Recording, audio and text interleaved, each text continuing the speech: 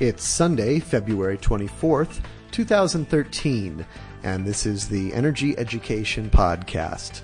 I'm Kevin Hurley.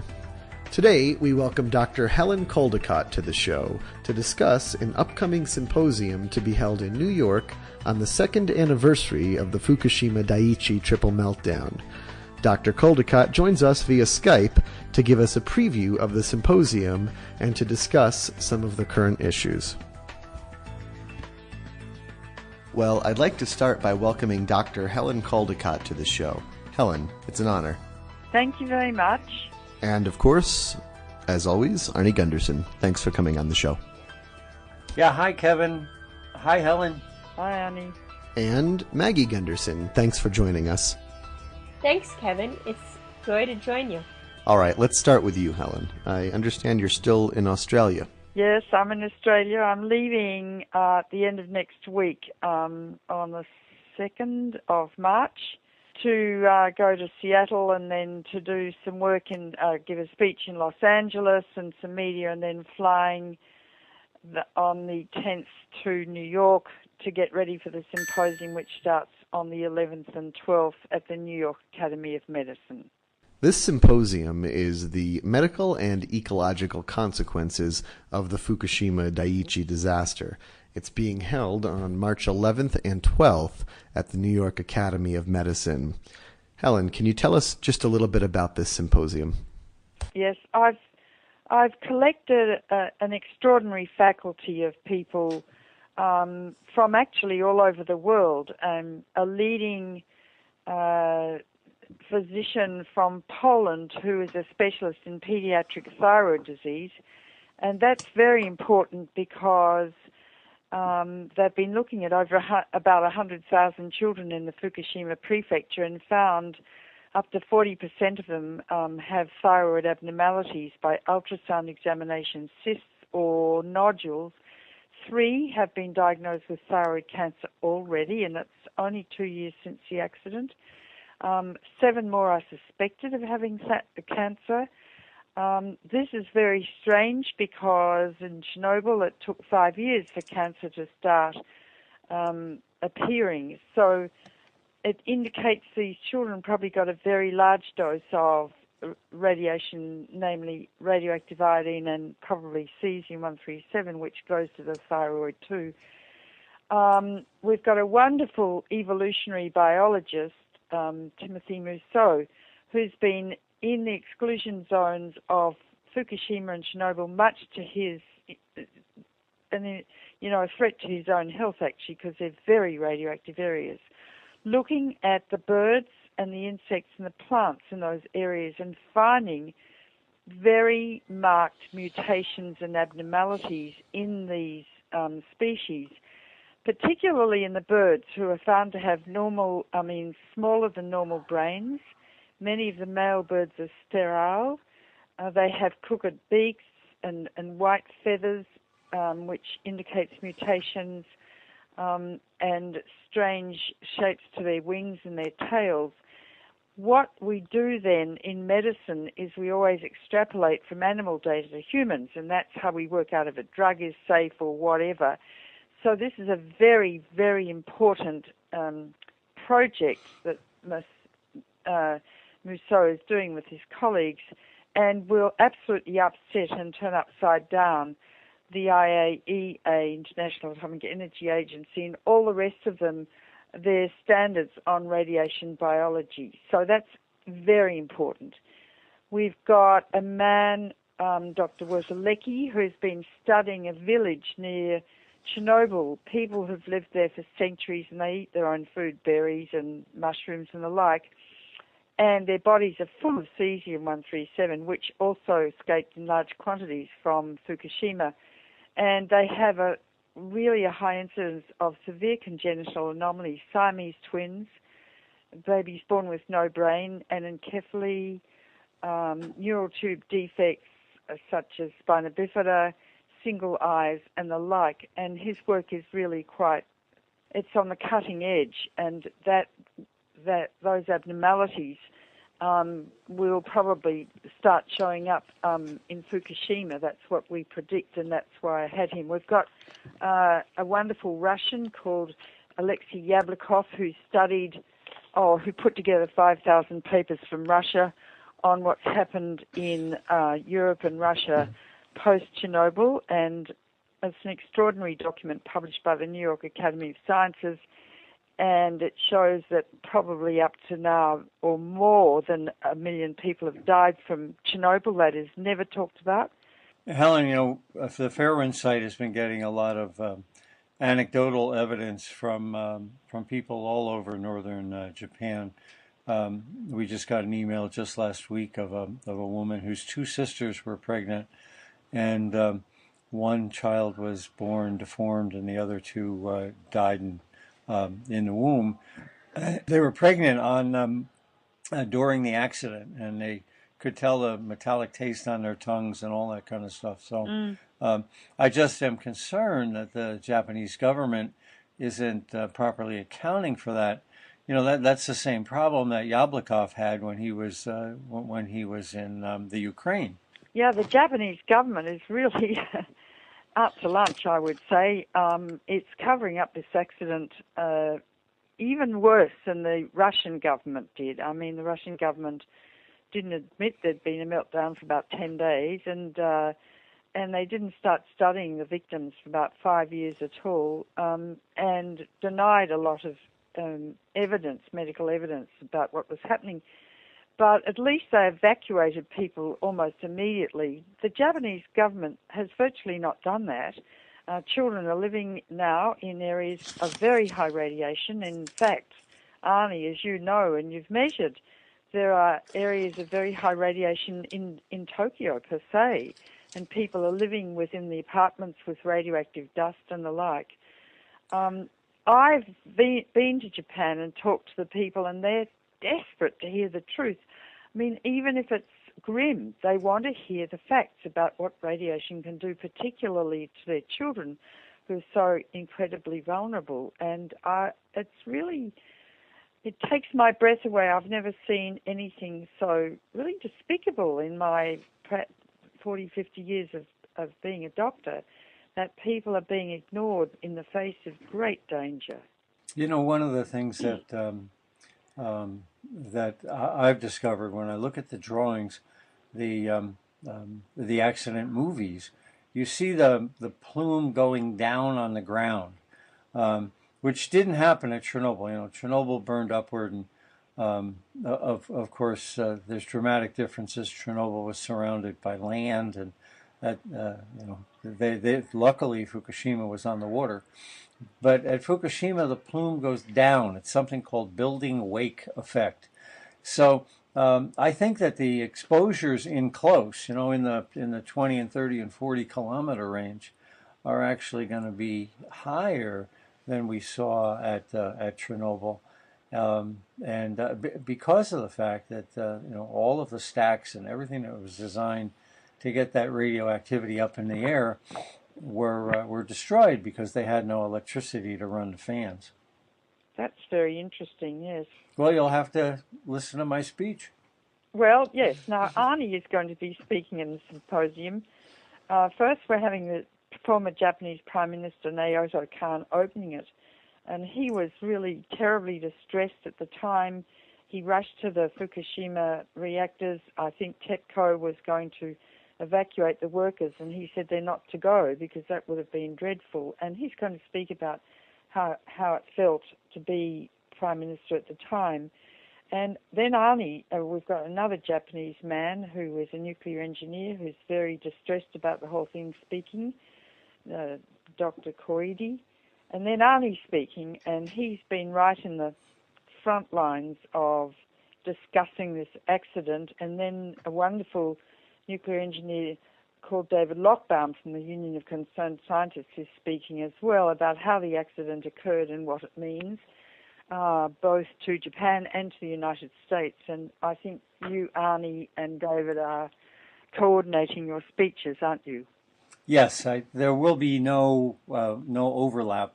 My focus is going to be on how this was a time bomb that was set back in 1970. All of the problems that happened at Fukushima Daiichi were in place on the day that plant started up. So it was an accident waiting to happen. And then I'll talk about the radiation releases. Dave, on the other hand, is going to be discussing how all of the reports from the 70s, 80s, and 90s all predicted these issues. So I think that the two technical pieces will go well, and of course then that would feed into the the evolutionary biologists and the dose people that we'll talk later. Well, I thought that having the two of you on would not leave me much chance to get a word in, but for a minute, let's go back to you, Helen. Tell me what motivates you to do all of this. You've been working on this issue for quite some time. What drives you?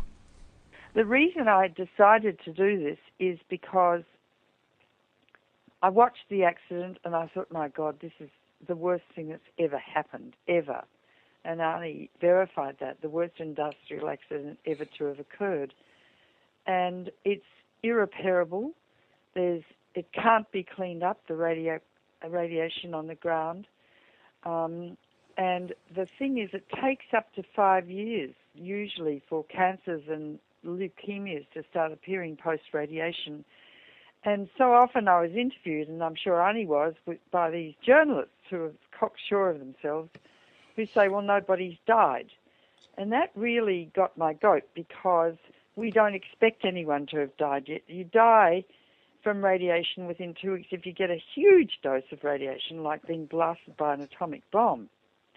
These people didn't get such a high dose, and they're eating radioactive food continuously. So I was so frustrated by the media coverage, which has now died off, and the accident is ongoing. I mean, they're still releasing huge amounts of radiation into the Pacific Ocean and the air, and the food's radioactive and the like. So I want to educate the media, national and international media, about radiobiology and how radiation causes cancer and what other abnormalities it causes, damage to the fetus, developing fetus and the like, so they understand why this is so serious and how it damages the very building blocks of life, the genes in the eggs and the sperm, which are passed on generation to generation. So the accident doesn't just not end, but the ramifications for future generations with a large increase in inherited genetic diseases, of which there are over 2,000, will be enormous. And it's not just humans. All plants and animals have genes. And so from a biological perspective, I want people to understand what this really means, and then extrapolate back to the reactors in America in particular that are creating vast amounts of radioactive waste, which, you don't even have to have an accident to see these genetic effects through future generations as the radioactive waste leaks and gets into the food supply. That's why, as a physician, a pediatrician concerned about children's health in particular, who are so radiosensitive, and all future generations, I've organized this symposium. Well, Helen, when I was an expert on 3 Mile Island, and I saw my government cover up an accident in the United States that likely was 100 times less than what happened at Fukushima Daiichi.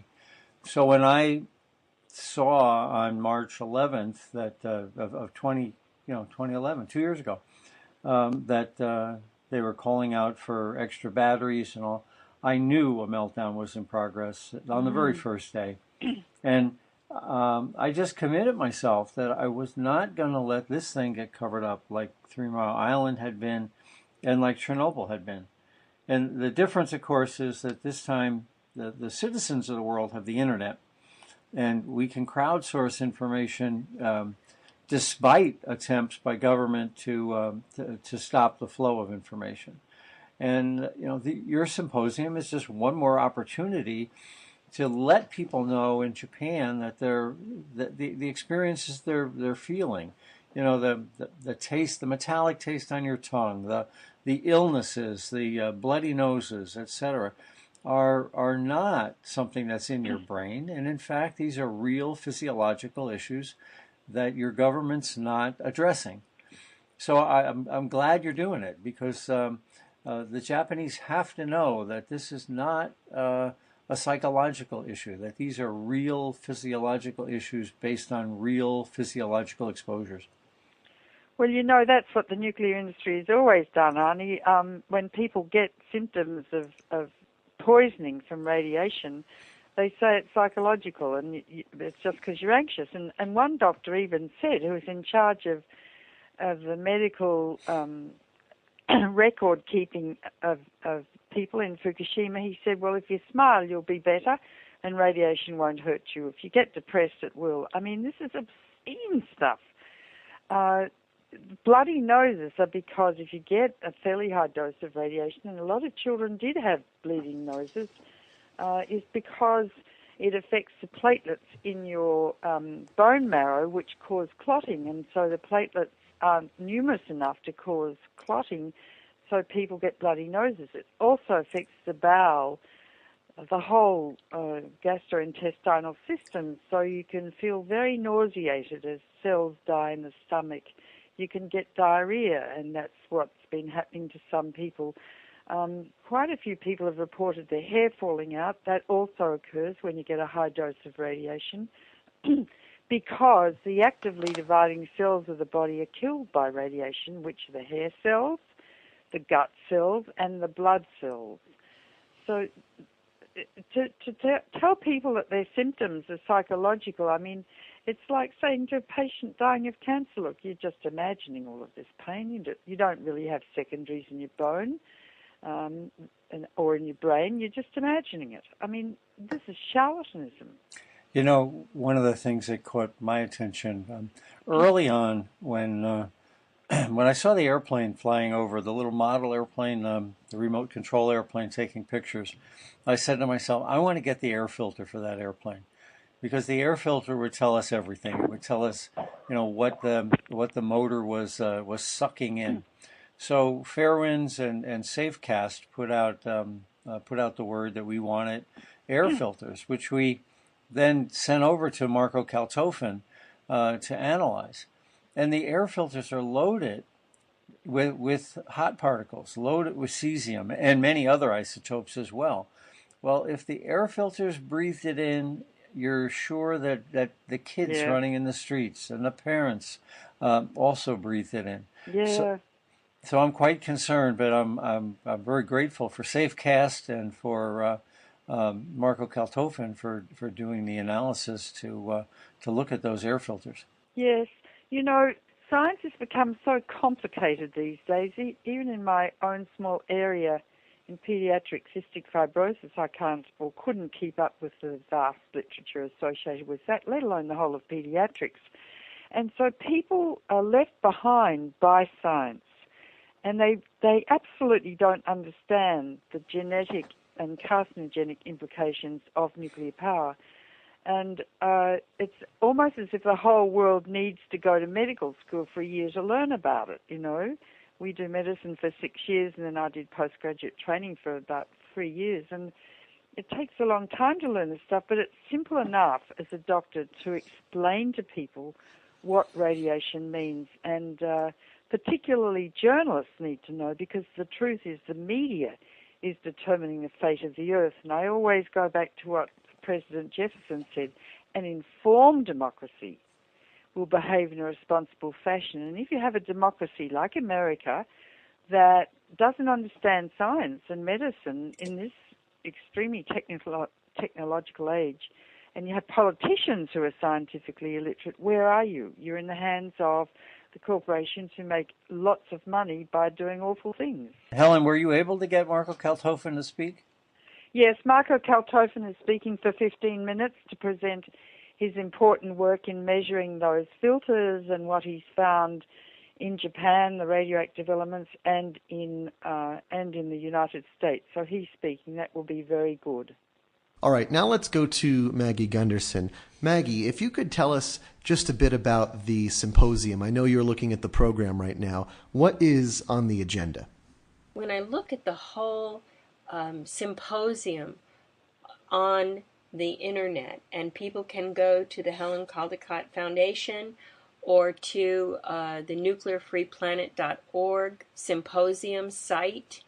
And so it's nuclearplanet.org/symposium and see exactly what's going to take place at what time. It's an amazing, amazing conference with the whole list of the presenters are there. There's different parts of the program. Session 1 is the description and analysis of the accident, and then Session 2 is the medical and ecological consequences. Session 3, which is the following day, is the medical consequences of both Chernobyl and the Fukushima Daiichi crisis as they relate to North America. And then finally a closing which goes all into the waste issues. You've just done an amazing job of planning this out, and I really encourage, I was very touched by your statement that people are left behind by science. Well, this is a way for people to really know the science if they come to New York on March 11th and 12th. And please register ahead of time and come to New York and listen to this symposium. Meet all these experts from around the world and understand the science of radiation and nuclear power plants. All right, well, that's about all of the time we have today. Thanks, Maggie. And thank you, Dr. Helen Caldicott, for coming on the show. Well, that about does it for today's podcast. Remember to register early for this symposium at nuclearfreeplanet.org/symposium.html. There are only a limited number of tickets. Also, don't forget to like us on Facebook and follow us on Twitter. You can join our mailing list at www.fairewinds.org. Fairewinds is spelled with an E, FAIREWINDS.org. For Fairewinds Energy Education, I'm Kevin Hurley. Thanks for listening.